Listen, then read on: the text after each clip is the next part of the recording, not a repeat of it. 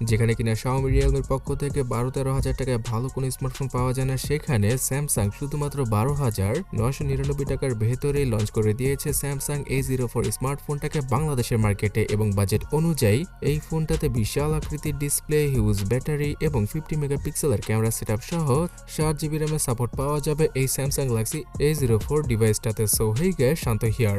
Fast চার্জারটা বর্তমানে Samsung তাদের ম্যাক্সিমাম স্মার্টফোন থেকে রিমুভ করলো।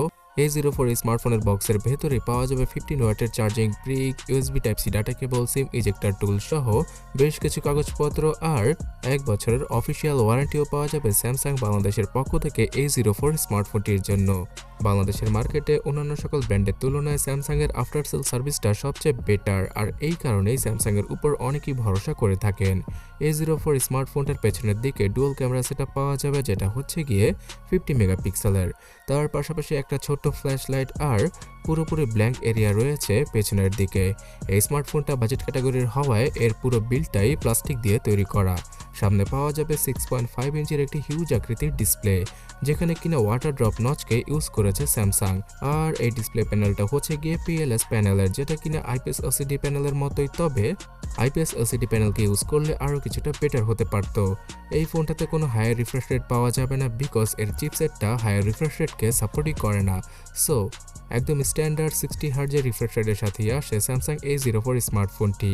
আর এখানে অ্যাজ ইউজুয়াল HD+ রেজুলেশনের সাপোর্টটা দিয়ে দেওয়া হয়েছে। সো যারা কিনা বাজেট ফ্রেন্ডলি ডিভাইস কিনতে চাচ্ছেন তাদের জন্য এই ডিসপ্লের স্মার্টফোনটা মোটামুটি চলার মতোই।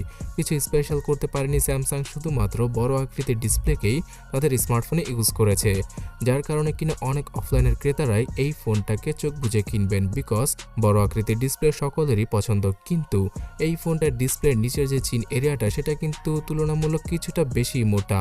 তো এই স্মার্টফোনটার ওভারঅল লুকটা আপনাদের কাছে কেমন লেগেছে অবশ্যই কমেন্ট করে জানাবেন। পিক্সেলের ঘাটতি দেখতে পাওয়া যাবে যখন কিনা আপনারা যে কোনো মুভি ওয়াচ করবেন অথবা গেম খেলবেন, তবে লো লাইটে ইউজ করলে তেমন একটা প্রবলেমে পড়তে হবে না স্যামসাং A04 স্মার্টফোনটাকে নিয়ে।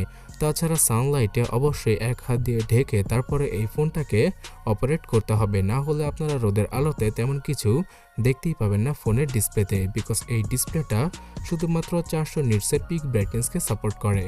তবে ডিসপ্লেটা যেমন তেমন হলেও এই স্মার্টফোনটার সফটওয়্যার এক্সপিরিয়েন্স সবচেয়ে বেটার। এই বাজেটে বাংলাদেশে Xiaomi, Realme, Oppo, Vivo সহ সিম্ফনি আর ওয়ালটনের স্মার্টফোন থেকে অতটা ভালো সফটওয়্যার এক্সপিরিয়েন্স পাওয়া যায় না।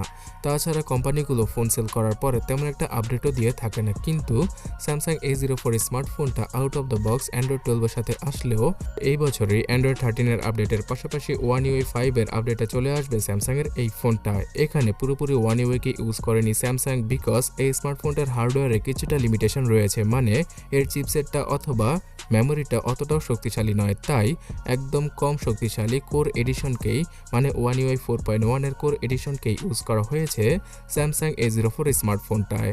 এখানে আপনারা স্ক্রিন রেকর্ডিং এর ফিচার সহ গুড লক আর নক সিকিউরিটি সাপোর্টটা পাবেন না। এছাড়া অ্যানিমেশনগত ক্ষেত্রেও স্যামসাং S সিরিজ আর A সিরিজ থেকে তুলনামূলক কম অ্যানিমেশনকে ইউজ করা হয়েছে গ্যালাক্সি A04 স্মার্টফোনটায়, যাতে করে ফোনটা হ্যাং এবং ল্যাগ না করে। সো এরকম একটা সফটওয়্যার এক্সপিরিয়েন্সের সাথে হয়তো অনেকেই এই ফোনটা কিনতে বাধ্য হবে। তাছাড়া বাংলাদেশের মার্কেটে 3GB র্যাম আর 32GB ইন্টারনাল মেমোরির সাথেই আসে স্যামসাং A04 স্মার্টফোনটা।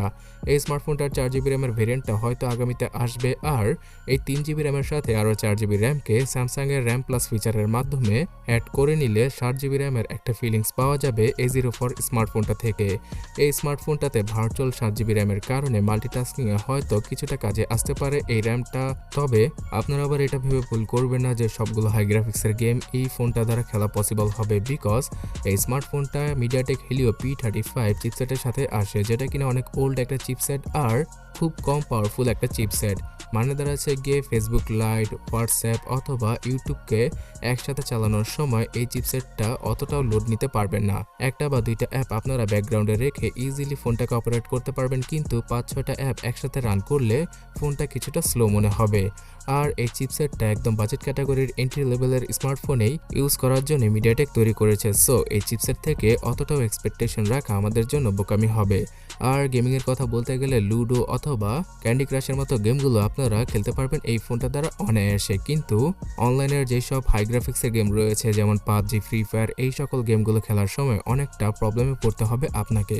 পাবজি গেমটা এই স্মার্টফোনটাতে ইনস্টল করার দুঃসাহস কেউ দেখাতেই পারবে না, কিন্তু ফ্রি ফায়ার গেমটা কিছুটা লো গ্রাফিক্সে রেখে খেললে যে কেউ খেলতে পারবে।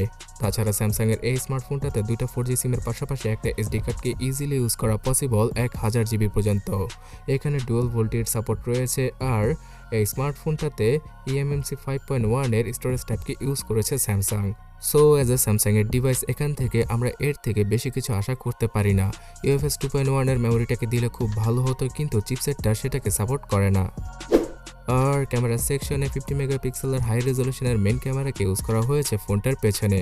পাওয়া যাবে 2 মেগাপিক্সেলের একটি ফালতু ক্যামেরা এবং সামনে থাকছে 5 মেগাপিক্সেলের একটা ডিসেন্ট কোয়ালিটির সেলফি। Xiaomi এবং Realmeর 5 মেগাপিক্সেলের সেলফির তুলনায় স্যামসাংয়ের সেলফিগুলো কিছুটা বেটার হয়ে থাকে, আর এখানেও তার ব্যতিক্রম দেখতে পাওয়া যাবে না। 50 মেগাপিক্সেলের মেন ক্যামেরা শুটারটা দ্বারা 12.5 মেগাপিক্সেলের নর্মাল ছবিগুলো তুলতে পারা পসিবল হবে A04 স্মার্টফোনটা দ্বারা। এখানে হোয়াইট ব্যালেন্স আর ডাইনামিক রেঞ্জ খুব ভালোভাবে মেনটেন করে ছবি তুলতে এই স্মার্টফোনটা কিছুটা হিমশিম খাবে, আর লো লাইটে অনেক বেশি নয়েসের দেখা পাওয়া যাবে যখন কিনা এই বাজেট ক্যাটাগরির স্মার্টফোনটা দ্বারা আপনারা ছবিগুলো ক্লিক করবেন। তবে যারা কিনা চাকরিজীবী রয়েছেন অথবা স্টুডেন্ট রয়েছেন তারা ডকুমেন্টের ছবিগুলো ইজিলি ক্যাপচার করতে পারবেন এই ফোনটা দ্বারা।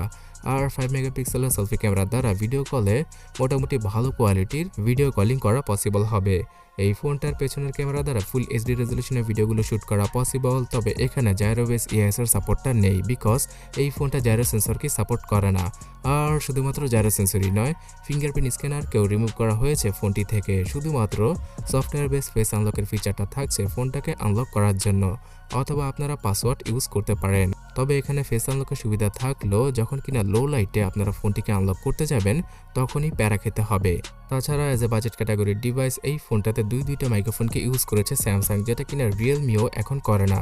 তবে Xiaomiর স্মার্টফোনের টুকটাক দুইটা মাইক্রোফোনের সাপোর্ট দেখতে পাওয়া যায়, এবং সেন্সর হিসেবে অ্যাক্সেলেরোমিটার আর প্রক্সিমিটি সেন্সরটাকে ইউজ করেছে স্যামসাং। আর এই পুরো ফোনটাকে পাওয়ার ব্যাকআপ দেওয়ার জন্য 5000 mAh এর বিশাল ব্যাটারি ইউজ করা হয়েছে, যার মাধ্যমে কিনা 1.5 থেকে 2 দিনের মতো ব্যাটারি ব্যাকআপ ইজিলি পাওয়া যাবে এই নর্মাল কোয়ালিটির স্মার্টফোন থেকে। এবং স্যামসাংয়ের 15 ওয়াটের চার্জিং স্পিড আর চার্জিং ব্রিকটা বক্সের মধ্যেই পাওয়া যাবে, সো পুরোপুরি 2 ঘন্টার উপর সময় লেগে যাবে ফুললি ফোনটাকে চার্জ করতে। কোনো সময় 3 ঘন্টার মতো সময় লেগে যাবে এই A04 স্মার্টফোনটা ফুললি চার্জ করার জন্য। তো অ্যাজ এ বাজেট ক্যাটাগরির ডিভাইস এখানে স্যামসাং র্যাম আর বড় ডিসপ্লেকে বেশি প্রাধান্য দিয়েছে। এছাড়া এই স্মার্টফোনটার 50 মেগাপিক্সেলের মেইন ক্যামেরা শুটারটাও মোটামুটি কাজের। তো সব দিক বিবেচনা করলে স্যামসাংয়ের One UI এর ভালো একটা এক্সপিরিয়েন্স, বিশাল ব্যাটারি এবং 50 মেগাপিক্সেলের ক্যামেরা, তার পাশাপাশি 5000 mAh এর ব্যাটারি, এই সব কিছু স্যামসাং শুধুমাত্র 13,000 টাকায় বর্তমানে অফিসিয়ালভাবে বাংলাদেশে আমাদেরকে দিচ্ছে। তো যারা কিনা মা বাবার জন্য অথবা স্টুডেন্ট লাইফে প্রথমবারের মতো একটা স্মার্টফোন মানে দাঁড়াচ্ছে স্যামসাংয়ের বড় আকৃতির স্মার্টফোন কিনতে চাইছেন, তারা বাজেট ক্যাটাগরিতে এই ফোনটা দেখতে পারেন। তবে স্যামসাং বাদে এর থেকে ভালো ভালো স্মার্টফোন 13 থেকে 15,000 টাকায় বাংলাদেশে পাওয়া যাচ্ছে। সেই ফোনগুলো সম্পর্কে জানতে ডান পাশের ভিডিওটাতে ক্লিক করুন অথবা কমেন্ট সেকশনটা চেক করুন। পরবর্তী ভিডিওর জন্য সাবস্ক্রাইব আর ফলো করে সাথেই থাকুন। ধন্যবাদ।